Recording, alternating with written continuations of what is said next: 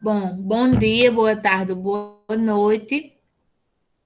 Me chamo Andressa e, juntamente com Eric e Jarline, iremos fazer a correção do exercício referente ao conteúdo de radioatividade que a gente viu na aula anterior. Na questão 1, temos o seguinte: sobre os processos nucleares, julgue como verdadeiro ou falso. Fissão nuclear é o fenômeno no qual os núcleos de urânio produzem dois outros núcleos. Como vimos na aula passada, a fissão nuclear, né, é um processo de divisão do núcleo atômico instável em outros núcleos mais estáveis. E como ocorre esse processo?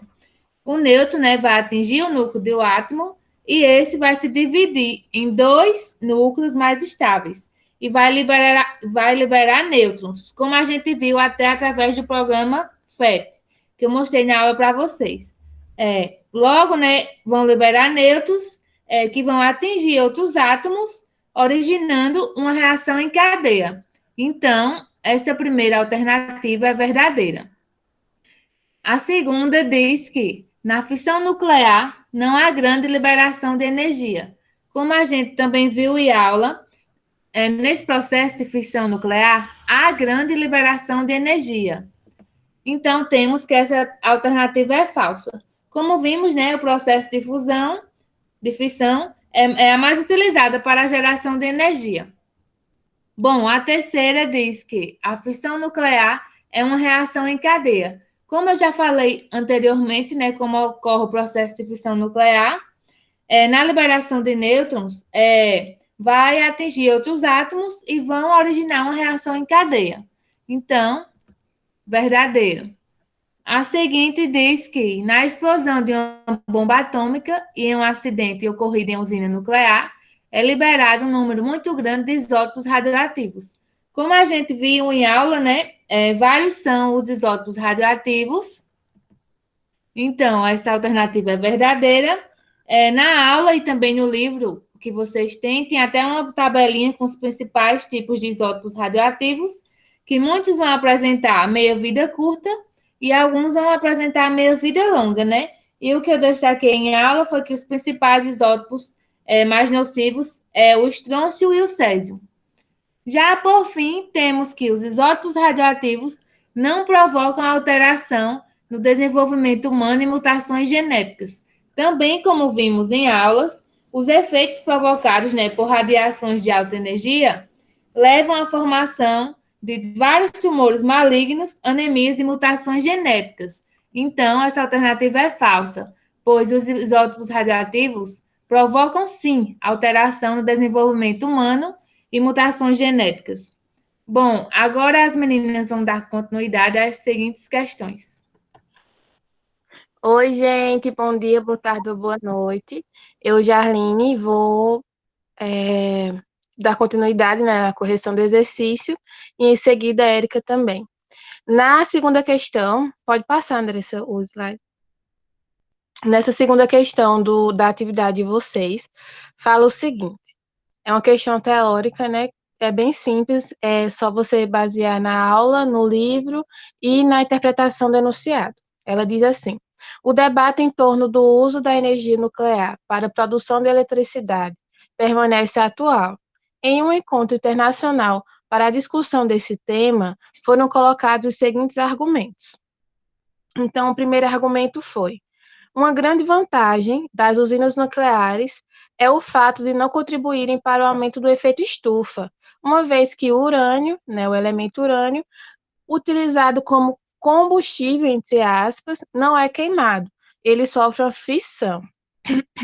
E aí, o segundo argumento diz: ainda que sejam raros os acidentes com usinas nucleares, seus efeitos podem ser tão graves que essa alternativa de geração de eletricidade não nos permite ficar tranquilos.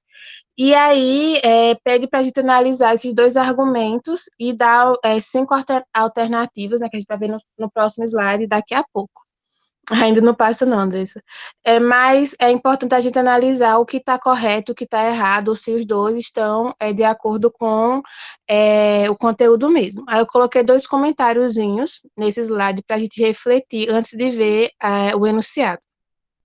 Primeiro, né, a energia de origem nuclear, ela é obtida através da fissão nuclear, como a gente discutiu em aula.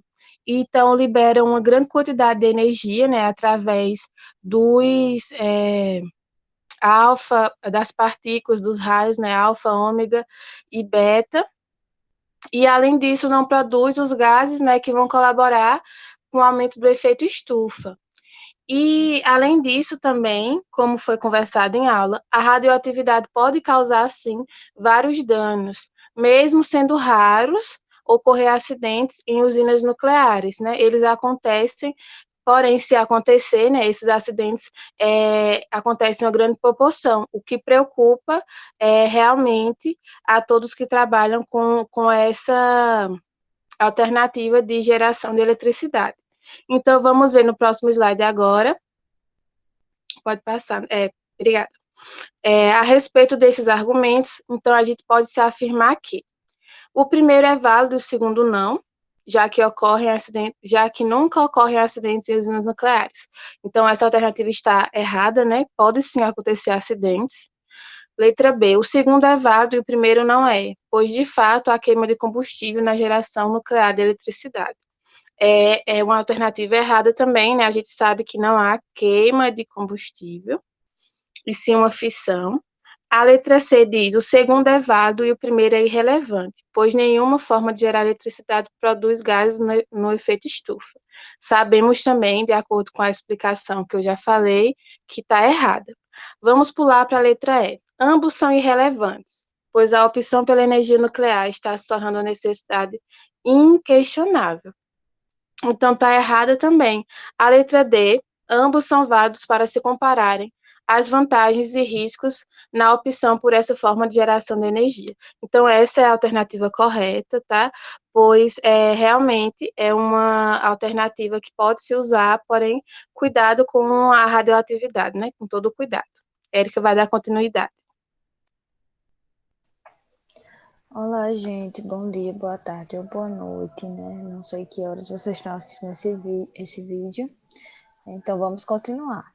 A questão 3, né, ela fala assim: a fissão nuclear é usada nas usinas termoelétricas que visam transformar energia térmica em energia elétrica, né? O combustível principal é o urânio.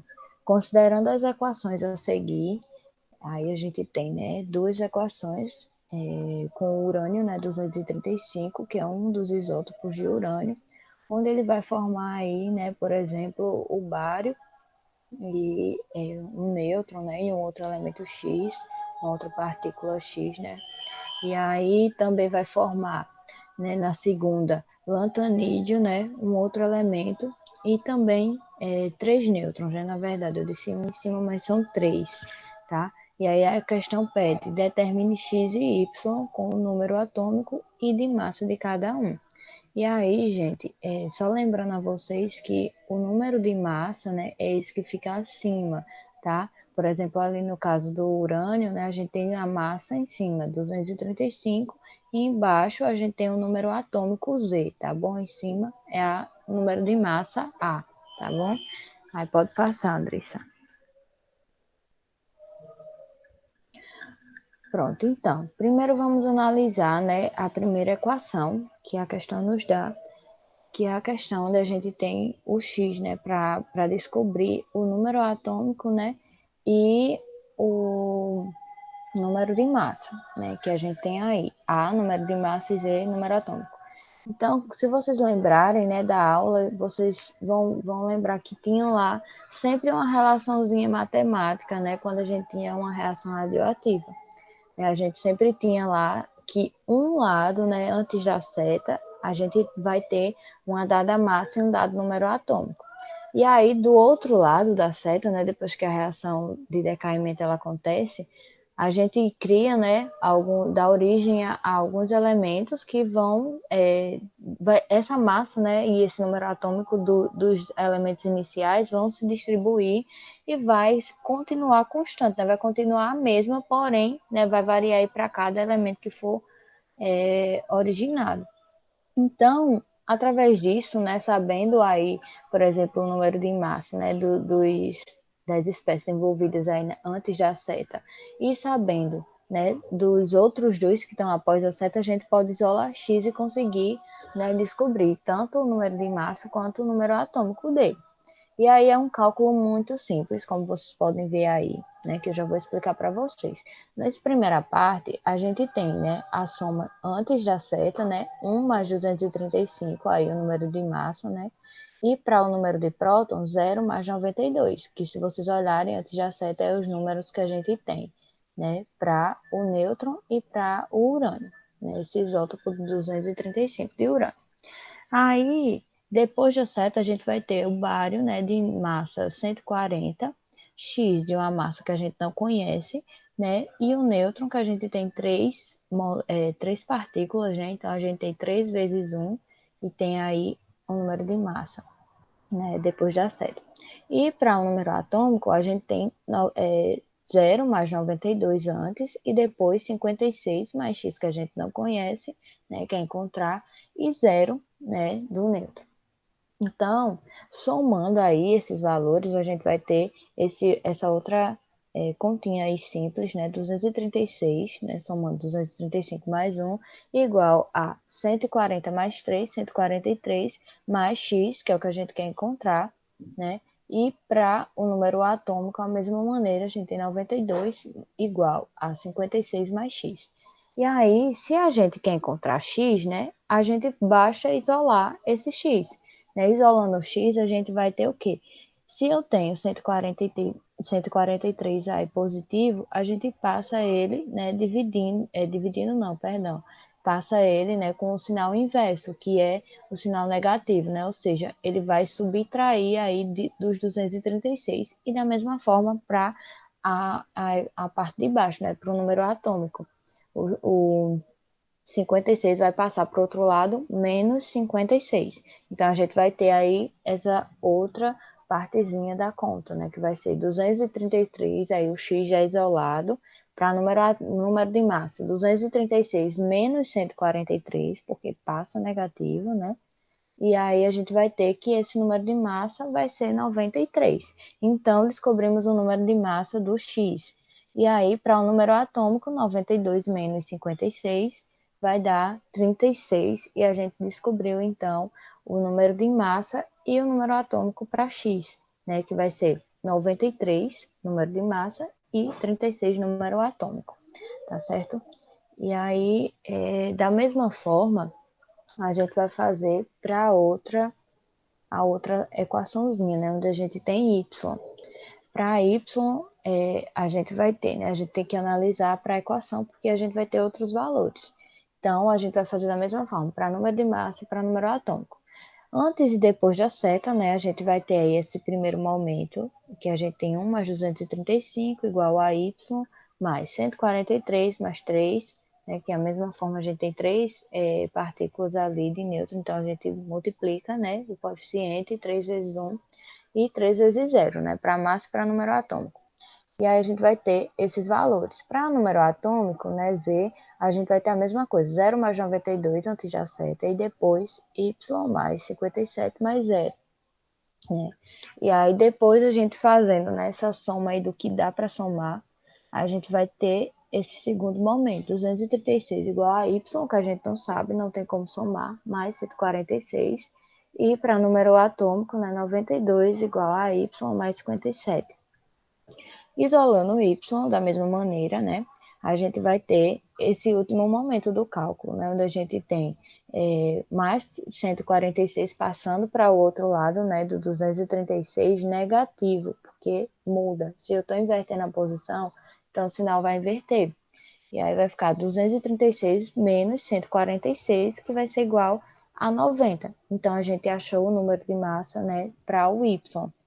E, né, para o número atômico Z, a gente tem a mesma coisa, né? A gente passa o mais 57 para o outro lado, né? O lado inverso, e ele vai também inverter o seu sinal e vai ficar menos 57. Então, fazendo a subtração, né, de 92 menos 57, a gente vai ter que o número atômico desse elemento Y é 35. Logo, né, a gente tem aí que a gente tem a conclusão, né, a gente encontrou o número de massa, 90, e o número atômico, 35. Então, gente, pode passar, Andressa.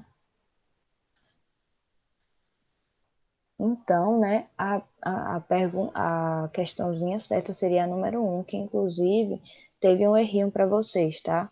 Não era aí 30, acho que estava lá 31, mas é 36, tá bom? Que dá. Então, vocês desculpem aí por esse errinho, mas era a questão 1, tá bom? Pode passar disso.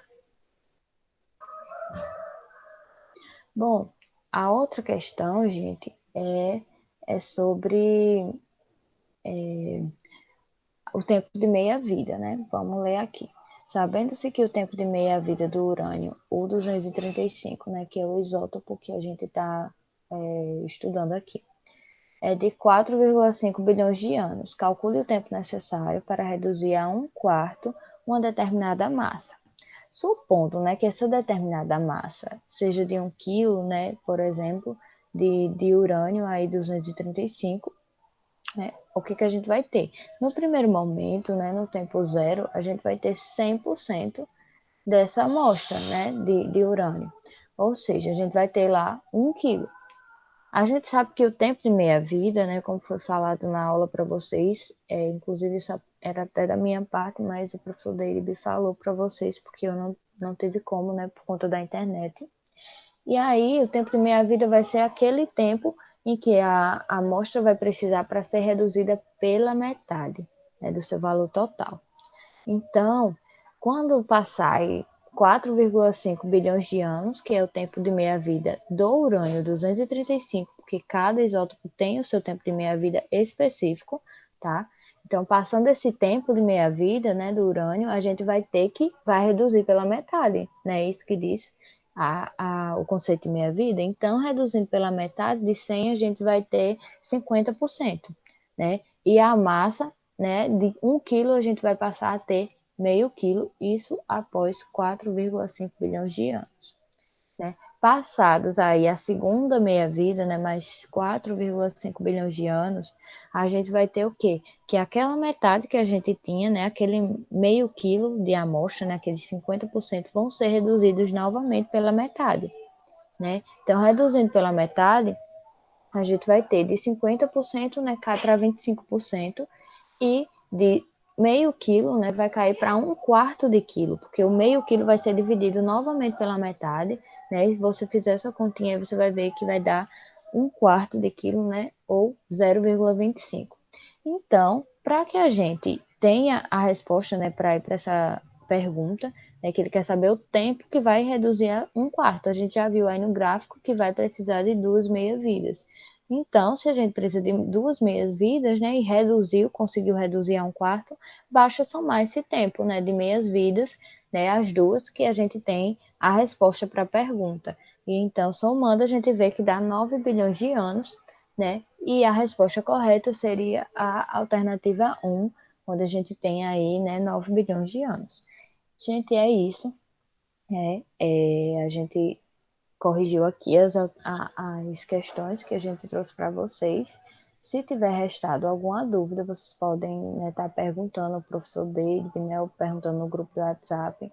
A gente vai retirar essas dúvidas, né, na próxima aula ou no grupo de WhatsApp, tá bom? Fiquem com Deus e se cuidem.